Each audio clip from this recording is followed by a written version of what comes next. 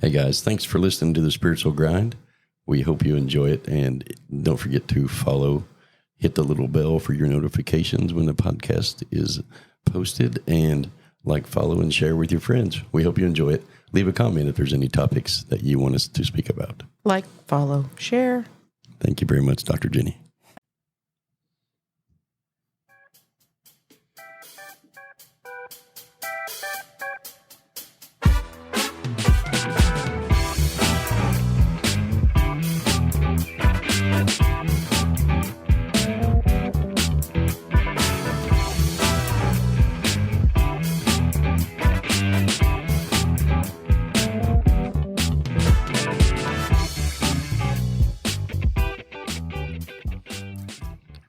Good morning, everybody.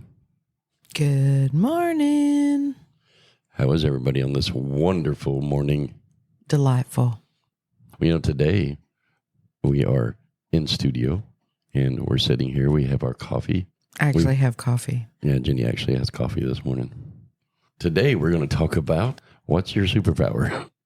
What is it that you can identify that is a talent given to you from somewhere outside of you? Are you asking me specifically or just the general population? Just everybody. Because whoever wants to answer that question. Who has a mic? Can we get these people a mic? I don't know a mic. Mike. Mike. And, we all have a story. And I was thinking this morning when I woke up about the things, the gifts, the talents, the abilities that we keep and we have and we can perform and we can do that we don't know how we got the information from. And I'm identifying that as a superpower. Okay. Well, it would be quite interesting if we turned it around and said those are our natural powers and we all have them. I agree. I agree. I think that's where the podcast will probably go. And if we wanted to completely flip the multiverse on its head, the real superpower could quite possibly be pretending that we're actually humans and don't know our true power. That's way too deep. Cue the carrot sandwich, ladies and gentlemen. The life story that we write in our own head about ourselves is much different than how people perceive us. Oh, 100%. What I have discovered and over the years is it's either A, it's not a good story, or B, it's just this grandiose story. And people perceive us much different than we view ourselves. Yeah, and to take it even a layer deeper, you can have different stories for different sections of the life pie. I agree.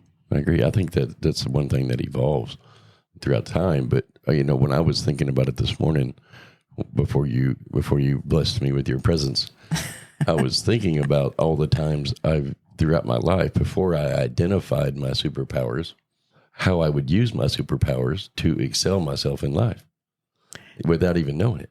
And did you have a cape on when you were doing all that? Of course I did. I wear a cape everywhere. What color is your cape? My color, my cape changes color, and I can use it to protect myself from bullets. Is it LED? Sometimes. Do you have a remote control? No, it's just voice command. Ooh, even better. Yeah, I have an AI cape. How about mind control? Yeah, there you go. Mind control cape. Like the octopus. Yeah. Like when we have our own version of our life story in our head and how we write that kind of changes our perception of everything in life. And when we do the things that we do them based off the story and what we believe our abilities and superpowers are. A prime example for me is I have this uncanny ability that I have been given for a very long time to know when danger is ahead, specifically when driving or when moving forward. Like, for example, when we were in Houston and that car was coming. Yes. We were walking across the when you crosswalk. saved my life. Yeah. We were walking across a crosswalk and we were both just talking and looking at each other. And I had this overwhelming sense of danger, Will Robinson, danger, danger. And I grabbed Jenni, pulled her back as a car ran the red light. And if we would have kept walking, it would have plowed right over both of us. And she was going 45, 50 miles an hour. We would have been mashed taters. That's right. We would have been roadkill in Houston somewhere. Street sweeper would have picked up our tails. But I've always had that uncanny ability to avoid danger like that. And I view that as a superpower. Okay. And I perceived my life as I stopped back and think about it before I identified my superpowers, how many times I used that in my life. Yeah, intuitively. When I was identifying the stories this morning in my head as I was drinking my coffee and mindlessly wandering around the universe, I had all these scenarios that just, basically downloaded into my head of, oh my gosh, I used it here. Oh my gosh, I used it here. Right. And so it kind of changed my perception of the story because I hadn't identified that power or that ability at all in my life. And when I think about it, it's kind of cool, and I think part of where I want to go with this podcast is making people stop to realize their superpowers, what has been given to them, what talents they have that you can identify. I have many things that I do on a daily basis that I've never been taught. It's like I just had this knowledge. I just had this ability to do it. And, like you and the kids always say to me all the time, is there anything you can't do? Right. And there's really not. And I just have this ability. Yeah. I mean, whenever you become aware that there is a resource bigger than you, you can obtain information on any and every topic there is. And I think they refer to it as the Akashic Records. Yes. The big universal library. Yeah, that's There's knowledge. literally all kinds of knowledge that you can obtain on any topic, any subject. You can bring those into and download those.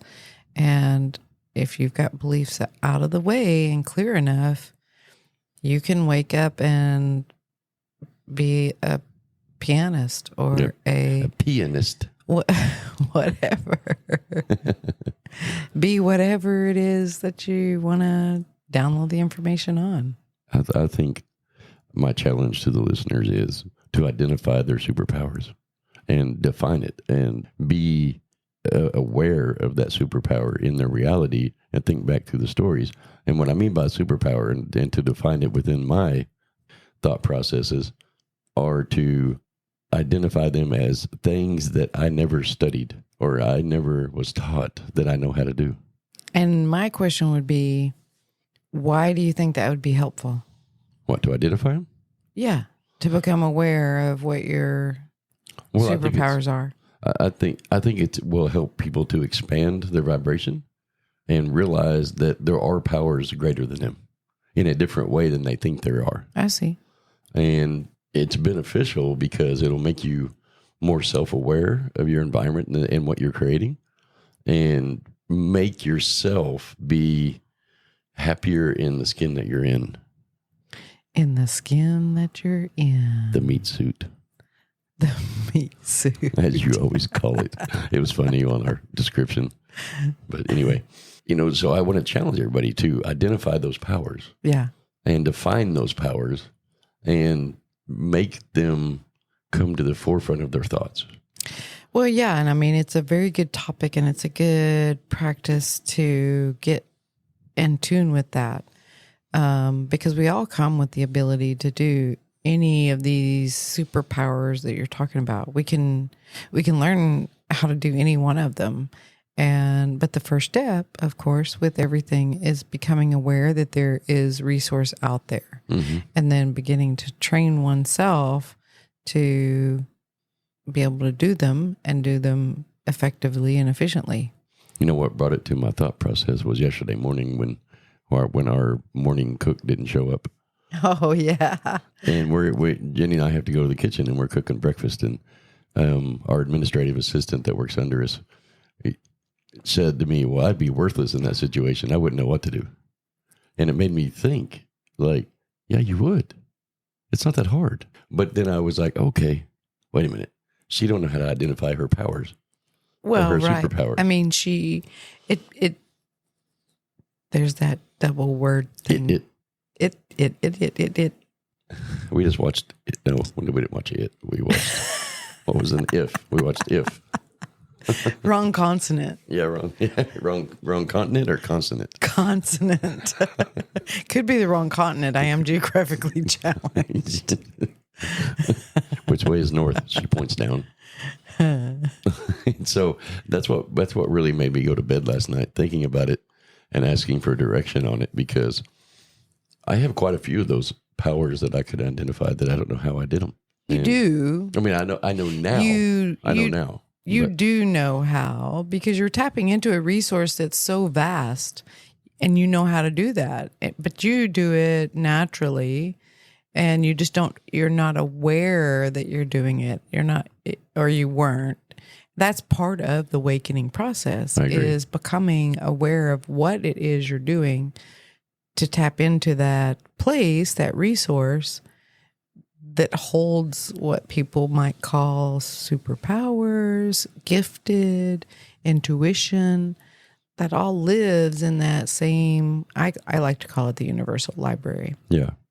And it's a resource. I agree. And giving yourself permission to go into that library, getting a library card, if you will, and visiting it and practicing. In this library, there's not metal detectors that you have to walk through. No metal detectors here. No. You know, the thing about it, for what I want everybody to understand is, Jenni and I describe our spiritual life in a hallway. And when you're walking down that hallway, there's doors everywhere. Yeah. And when you walk up to that door, you open that door and there's this vast array of whatever it is that we've created within that hallway. And I want people to walk down their hallways and open their superpower doors and realize and help to create that awakening process. And I think we need to identify, we can do it with our personal stories. We can do it with direction. And I think that's where we should go with the podcast, and let people understand that it will change your vibration. And it's fun. It is fun. It is fun to identify those things. And it's fun to practice them. It's fun to work with them. It's like being in touch with what we say is be childlike and play with things. It's very fun to find a gift and decide, oh, you know what? I want to try that and play with it. And so, yeah, we can definitely go down that. Are you going to identify your superpowers? Oh, I have many. Oh, my. Identify them. I can channel. Uh-huh. I can talk to dead people. I am currently working on being able to see energy on humans better. I can see energy on inanimate objects and on my cats, my pets. That was a heavy P.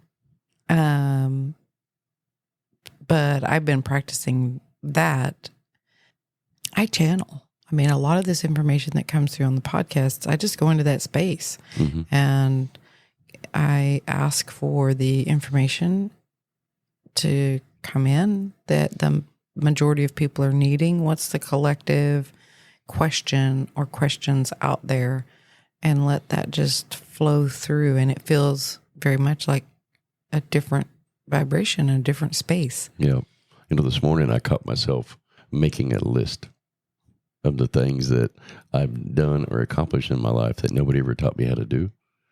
I'm talking about I did the things that I wasn't ever taught how to do or read on, and I identified that by making sure that I was aware of it, but I wasn't then. I'm talking about this morning, so I'm making this list of, okay, I did that. Okay, I did that, and it was really eye-opening for me.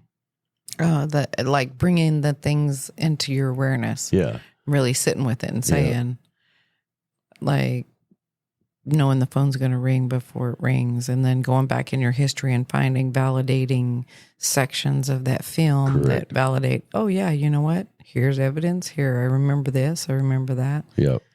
Yeah. Like being able to see energy. I've used that all of my life. All of my life, as long as I can remember. Right.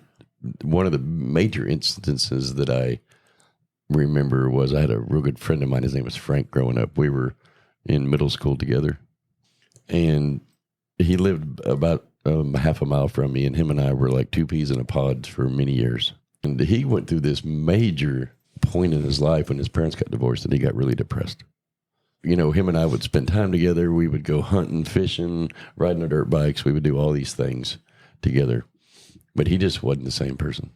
And I saw his energy quickly depleting, into that dark spot. Yeah. In his heart, after his dad left, because his dad just left. He never communicated to him, never, that kind of stuff. And it made him very depressed. Mm-hmm. And I watched this energy cultivate and churn over the course of the next years. And then in high school and somewhere our sophomore year, he started riding bulls on the side. He weighed like 120 pounds sopping wet. He wasn't a real big guy, but he was stout. They called him Little Man because he was just so big. He won powerlifting contests and those kind of things. He was so strong to be such a little guy. And he started riding bulls, and he really enjoyed it. The crazy part is when I identified this energy, I had this crazy, overwhelming vision that he was going to take his life. He was going to kill himself. Right. Not riding a bull. He actually became state champion, I think 16 and under bull rider, many other things. And I went to his mom and I was like, listen, I don't know why this is here in my reality. I think you need to get Frank in counseling or get him some help because he is really depressed. And how did that fall? Was she receptive to that, or did she look at you like you're a cuckoo child? You see, I used to go to his house through the woods, and it was like 180 acres across there. Like a little Red Riding Hood? Yeah, we had created the trail with our dirt bikes, and so it made it really easy. But I would go to his house, and his driveway, the trail came out right at his driveway, and I caught his mom about to get in her car. And I said, hey, you got a minute? I can't remember her name. And she said, yeah, sure. What's going on, Jim? So, everybody called me Jimmy or Jim back then. Brenda. I was actually thinking it was Brenda or Donna. I can't remember. Maybe Brenda. So I walked in, hey, you got a minute? She said, sure. What you got? I got just a minute. I have to get to work. And I told her that. And I was like, I think you ought to do something with Frank because he's very depressed, since your husband left. And she said, oh, he'll be all right. And she just, waved her hand in the air at me and got in her car and left. Yeah. Well, the fast forward, when I didn't see her doing anything, I was, hanging out with Frank and I was like, man, we got to do something here because I see you just not being you anymore. And of course, back then I couldn't tell anybody why because they would have put me in a crazy house. I had this conversation with him and he's like, yeah, you're right. I need to let that go and whatever. We move on. And then we get out of high school and where you're out of high school. And him and I are talking. He came to see me at work one day or something. I don't even remember. He said, hey, he's got a bag over his shoulder. He's like, I'm going on circuit. He got sponsored by Wrangler. Oh. And so he was going to go on the rodeo circuit. I was like, great, man, that sounds like fun. Here he is now at this time. He's got like 4 state championships. He's good. He's really good at what he does. Yeah. He's going to make a mint going out and rodeoing. I get a call the next day from his mom. And I was like, it is Brenda. I was like, Brenda, what's going on? Why, Frank okay? And he didn't get hurt at the rodeo, did he? And she said, no, he killed himself this morning in my garage. Wow. He pulled his truck in the garage, closed the garage door, and left it running. It was those kind of things, which that's kind of a sad story, but it identified to me that I did everything I could using my superpower then. And that, is a very, very, very good topic to bring up about it is sometimes the only thing that you're supposed to do is verbalize it. And then what the person does with that information is their business. Yeah. And you can't take and turn it inward on yourself and criticize that you did it wrong or you didn't do it right or it doesn't work or, oh, I'm not that good at it. Because that's a lot of times what will happen. What'll happen is people will, when the outcome doesn't end up the way that they think that it should, which is Happyville, then they judge themselves as, okay, I don't really have this superpower. I don't even know how to do it. It's not real. I'm just making it all up. I'm crazy. I'm cuckoo bird. Because it didn't turn out the way they perceived that it should have turned out. And the reality is that we don't know how things are supposed to turn out. We're just being the character in the play, and you can't really have expectation or judgment on what that person needed that information for. Right. You got to just let their journey be their journey and know that you did the right thing. Otherwise, it'll take you temporarily off that path or take you away from that superpower because you've criticized and judged yourself on whether or not you truly are doing it or have the ability to do it. And that's where it can trip us up when we're looking at our superpowers, special powers, gifts. I know, and everybody has them. Yes. They just need to identify them. That's right. So what is your superpower? What is it? Write it down. Sit down and write down your superpower, no matter what it is. As silly as it may sound, just write them down and stop and look at them and then think back, reminisce on it because it can be very eye-opening. Yeah. So if you dial in and we go very local and very microscopic, start with that gut feeling. Write that down on a piece of paper because whether you're awakened or just starting your awakening process or advanced awakened, everybody knows they have a gut instinct because people will say all the time, I just feel it in my gut. Yeah. I feel it in my gut. A women's intuition. Yeah, but even men, I would take the gender away from it when you're working on this project. And just start with that and acknowledge that that's a real thing. And giving that the acknowledgement, bringing that into your awareness of gut feeling is an actual real thing. And by doing that, then you will allow more and more of those woohoo concepts or special gifts in, and they can be shown to you. And a lot of times with people, what will happen is they'll begin to have, when they get okay with that concept and they really open up the container and make the container bigger so more information can actually come in, then they'll have little jaunts of memory. And just like you did this morning. Mm-hmm. And they'll have a little memory of, oh, I did that just the other day.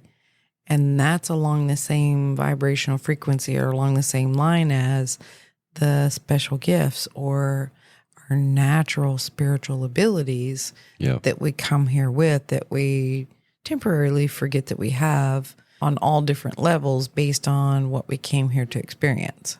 The thing for me is understanding that given the societal taught beliefs behind superpowers, that makes everybody a superhero. Yeah. And that's a rabbit hole in and of itself. It is a rabbit hole. Like the government exposes little things to us that they already know. Right. And we have comic books, we have cartoons with superheroes, we have animated movies, non-animated movies. Well, now that they released the CIA documents and the governmental documents, what are they called?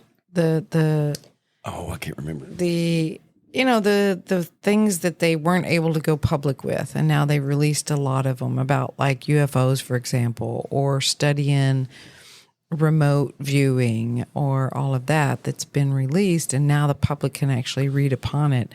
They've been studying this concept of special gifts for ages. 1951. Forever. The documents they released go back to 1951. But the thing is, back then, we were still in a template of they wanting control. Right. And they keep us in the dark about those things. Then they feel like they could maintain control over the masses better. And so they taught us and programmed us to think that only the special few have the gifts.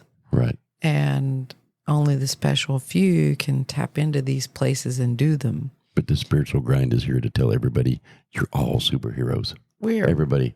We're breaking that cat out of the bag, man. On that rabbit hole, I feel like that they release little things for just to kind of give you that little bit of validation that this could be possible, but maybe not. It's comic, and then they label it as fiction. And I think they do that to maybe give you a little bit of validation and entice you to think about it without actually jumping in with both feet because people think we're crazy.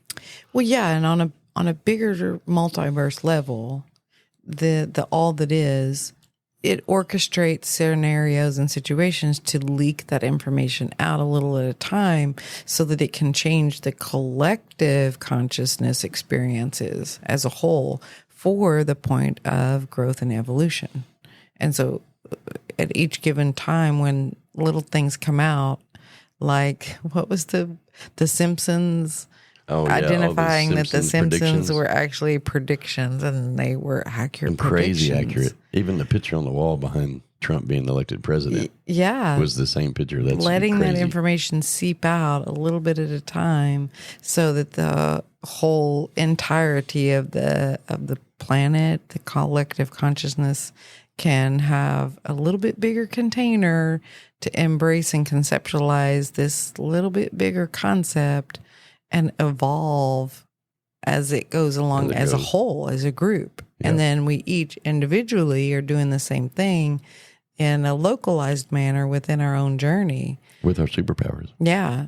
You'll have weird things of, I just had a Mandela effect. Yeah. And then that takes you down this so much, man. rabbit hole of, well, when I was growing up, this was called the Bernstein Bears or whatever, It's little dingers along the way that pop you into that, oh, wait a minute, I do that.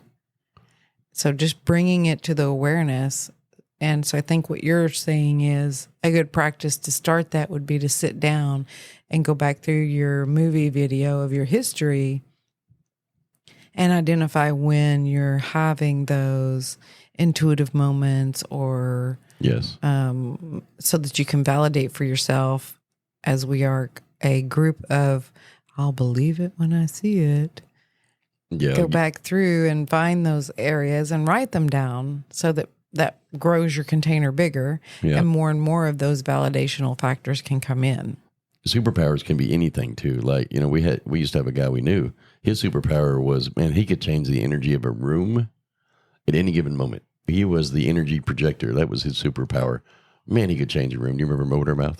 Yeah. And people do that and they don't even realize it.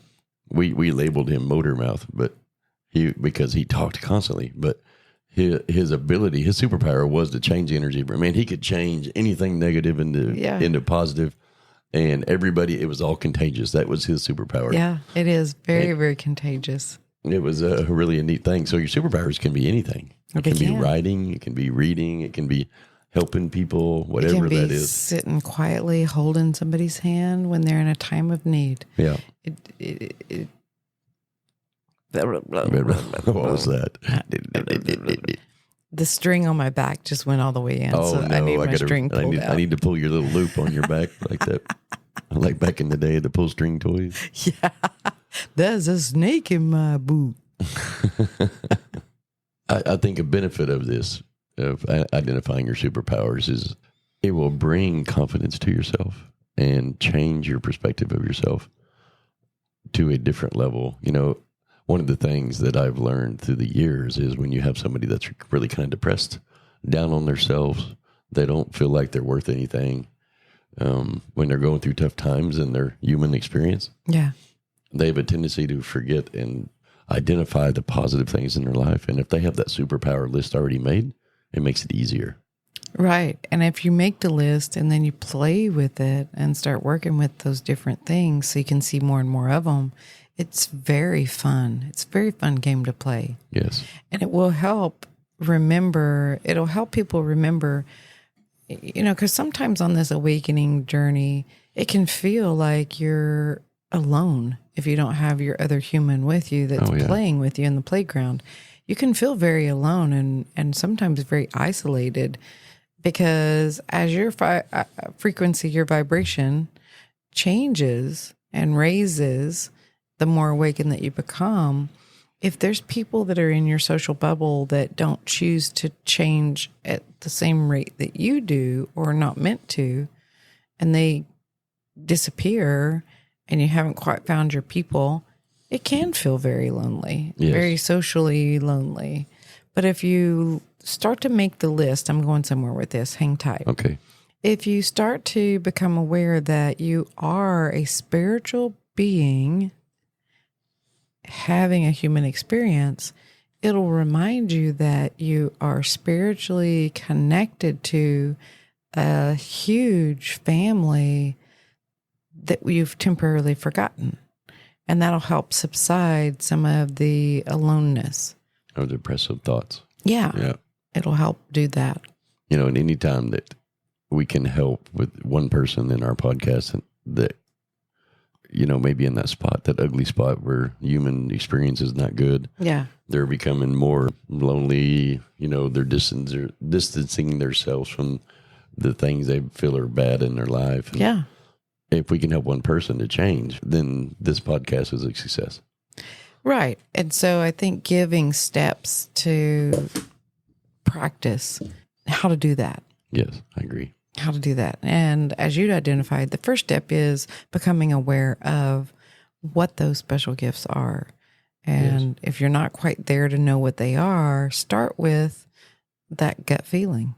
How many times has that gut feeling benefited you? How many times have you used it? Really get conscious about and accountable for that. I just had this feeling and so I didn't do it. Or I just had this feeling and so I did it and it worked out beautifully, or it worked out in the safest and best way, and begin to recognize and realize that it is a real thing. Yes. And then from there, you'll find that things will resonate with you.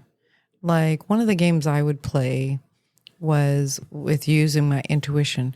We all want our intuition to be very crystal clear and come in all the time and access it like a light switch on and off. And it be a language that we can understand, just like I'm talking to you. And sometimes it doesn't come in that way. Sometimes we jumble it up because of a belief that we have in place, or we constantly are needing to validate it because it has been so cloaked or hidden in our programming from the day that we don't always trust it. Right. And so playing with it, practicing it. So one of the early games that I would play with my intuition is I would get a deck of cards and turn them over, shuffle them really good. And I would try to guess or intuitively tap into, okay, is this going to be black or red? And I would start on a small scale. And so, some people sit around playing solitaire. I would sit around playing intuitive black or red game, basically. And that's what I would... 50-50 shot anyway. Right. And that's what I would do instead of watching TV or sitting around playing solitaire in my own time, is I would play games like that.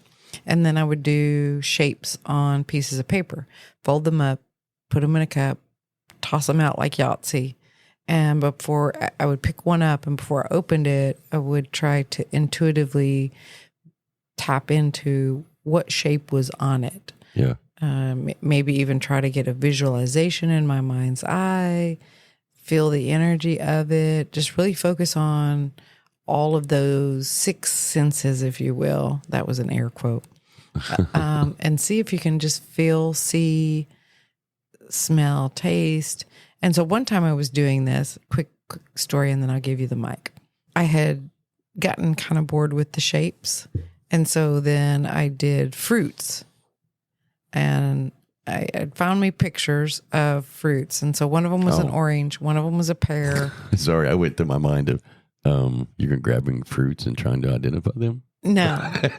No, they were pictures. Yeah, okay. And one of them was a banana. And so I folded the little piece of papers up.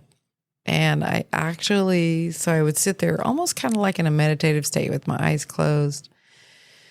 Just take a deep breath and just really kind of try to tap into what is on this page. Give me some information. And what the craziest, wonderful thing happened is I began to smell oranges. Oh. And then I could taste. And then my mouth began to water like when an orange is kind of sour and it makes you slobber. I'm slobbering now just telling the story. I began to have those sensations. I smelt orange. Then I could actually see orange in my mind's eye with my eyes closed.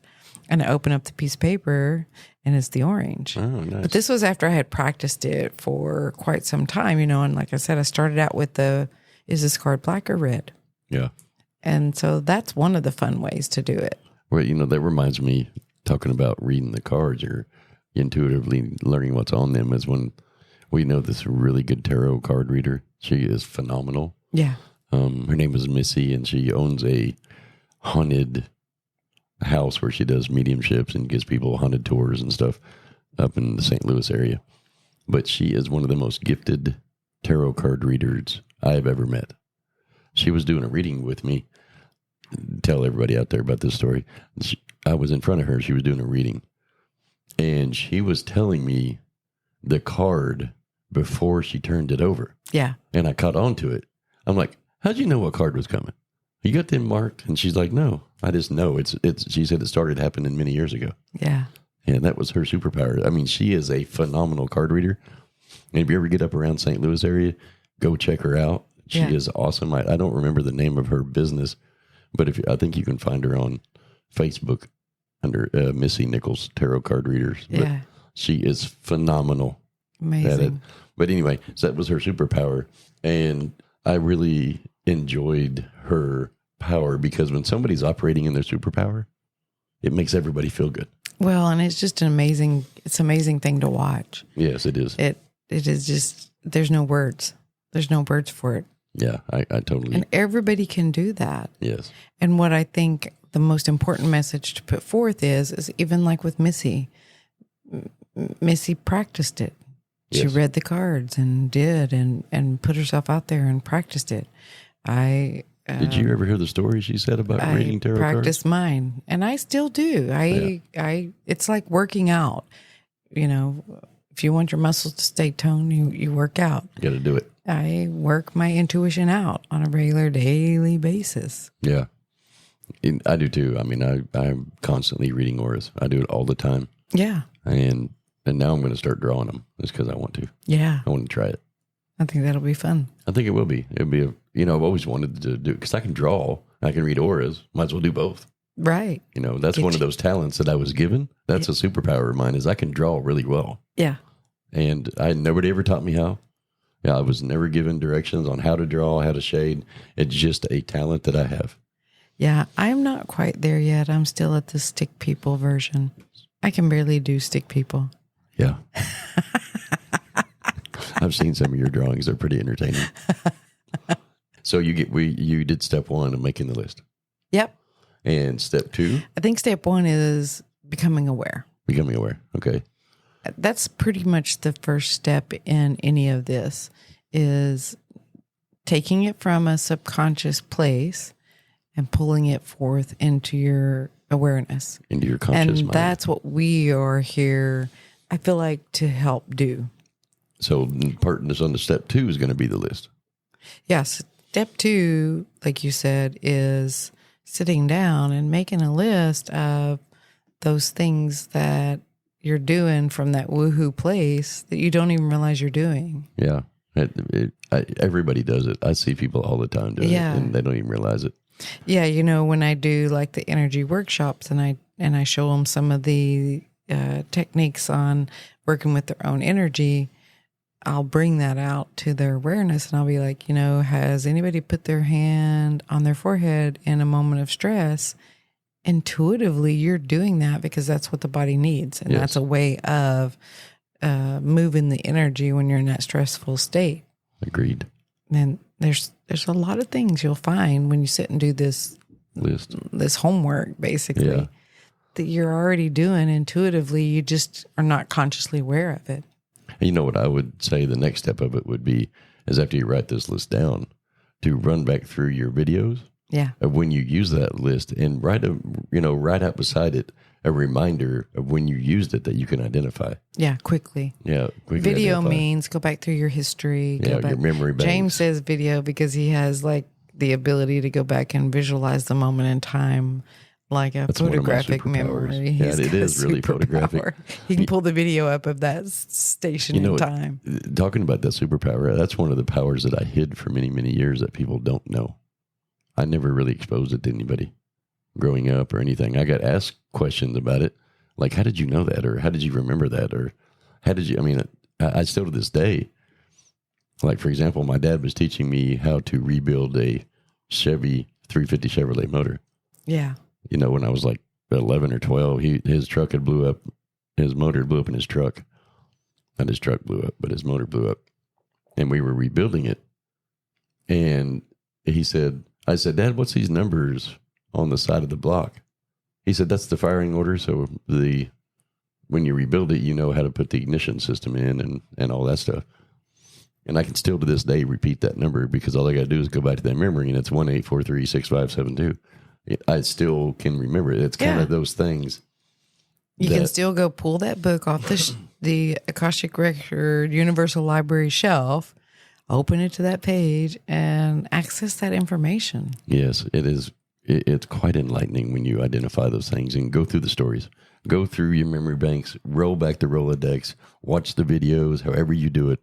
When you identify those superpowers, go back through the memories and then write down a keyword or something that will make you instantly go back and then look at that list every now and then and kind of remind yourself of your superpowers. Yeah, I think that's kind of how meditation came about.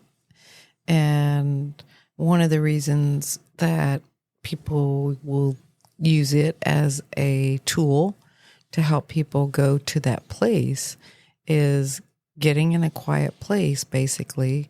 Meditation is not sitting in some stance and levitating to a higher level. Meditation is really just getting to that place where you can quiet the mind from the technology and the woes and traumas of the day and really play with your natural spiritual abilities that you have. Getting quiet, though, and still, so that you can feel energies, so that you can, without noise, tap into what they call the Akashic Records and see what information you can pull forward. I like it. When we identify the stories behind those superpowers, you're going to come across the emotions. It's going to make you happy. It's going to build energy. And you have just walked down your hallway and opened your door to awareness of your superpowers. And I think that will even bring more into your reality that you realize and recognize, and be open-minded, I think. Yeah. A lot of people will say, oh, being a good friend is not a superpower. Or, man, I'm really good at carpentry. Yeah. Or whatever that is. That is all superpowers. Or go to one that's a little more complicated. Yeah. And like, I can see and hear dead people. Yeah. Oh, that's just a shadow on the wall, or, oh, I'm just seeing things, or, being open-minded that it is a possibility, even for the scientific mind. Yes. The people that are out there very, very scientific. If you remember your scientific process, if you have a hypothesis about this angle, then you must entertain the opposite of that as a potential possibility, or you're not working your scientific process. That's correct. Yeah, it's got to be full circle. It does. The reason why they do studies on things, and then they have, what do they call it? The people the research and the analyzation. No, like when they do like test drugs, and then when they have a clinical study. They have a clinical study. The people actually get the drug, and then the other people are called placebos. That's it. That's the word I was trying to look for. Okay. I couldn't find it. And now I lost my thought. I don't have no idea where I was going. Identifying those and making them happy emotions, because it's going to happen. It's going to make you smile. It's going to make you laugh. Be open to whatever those gifts are and those superpowers are. And then just take off and have fun with it. Yeah. When you find one that it is glaring at you, yelling at you, pick me. Take one and begin to play with it and see what happens. Even if you're at that place only where you can do it in the privacy of your home, set aside a little bit of time to just get in tune with your kiddo self and play with it. Like the example I gave, find ways to play with it and try it out. Yeah. So if you're superpowered, can I move something with my hand? Practice with the smoke off the candle. Can I manipulate it? I've tried to have a pencil come to my hand. Yeah. I couldn't do it. I tried. Mm-hmm. I got to keep trying though. I'm never going to give up. I'm going to try. Yeah. And there's people out there that can do it very easily all day long. That's their superpower. That lady on TV or on a video I saw, she actually moved the head of the speaker in front of her because she was tired of it. There was something being in her way where she couldn't see. Yeah, she couldn't see her face. It's because she had her hat pulled down, and her friend was there, and apparently she had planned this out, and she said, "Watch this," and her friend said, "Wait, let me video record it, not just audio record," because they were audio recording the. Yeah. And she held up her phone and she video recorded this girl waving her hand at her speaker, and the hat goes flying off backwards. Flying up. That's on. That was a TikTok video I saw the other day. I was like, well, that's cool. There is one disclaimer that I will put out there. As you begin to get more and more comfortable with a special gift that you've chosen to practice and play with, if you get to a place where you're comfortable enough to show it to others, be careful of the people that are called the naysayers, who just don't have the ability to conceptualize, fathom.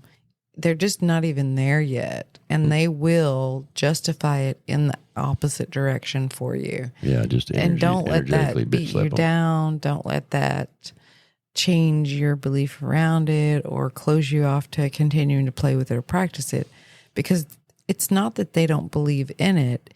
It's just that they're not, their veil, so to speak, is not thinned enough for them to even conceptualize the idea without it causing a complete upheaval in their own reality. They're just not there yet. Well, it'll close them off, and that's not what we want.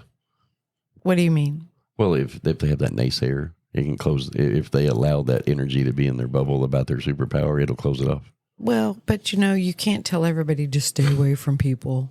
Don't follow your inspiration. No, totally not. You have to follow your inspiration. Agreed. And if you get confidence enough to put your foot out there and stick your toe in the water and show somebody or somebody's, hey, look what I can do. Look at this cool thing I can do.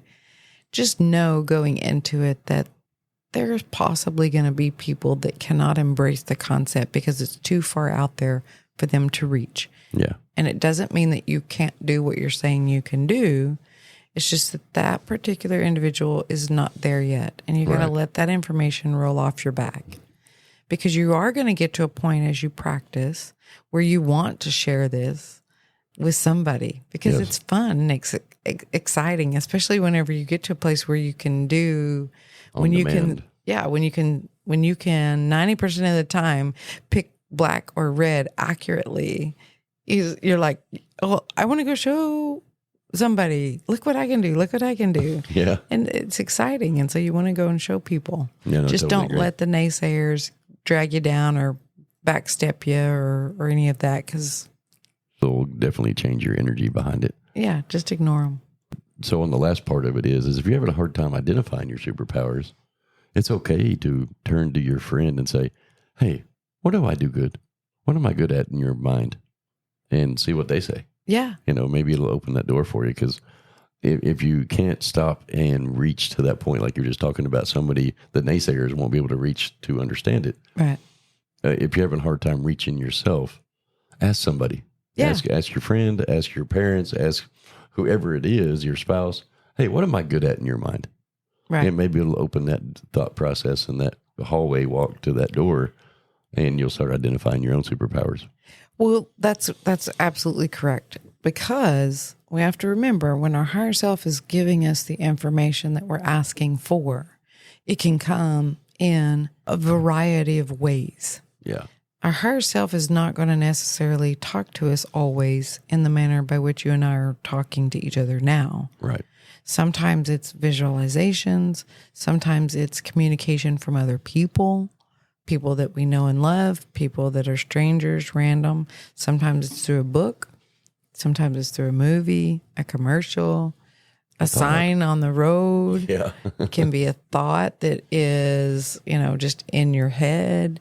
Yeah. I mean, there's a variety of ways that our higher self will get the information to us, and they do it based on how we are most likely and most able to allow the information through.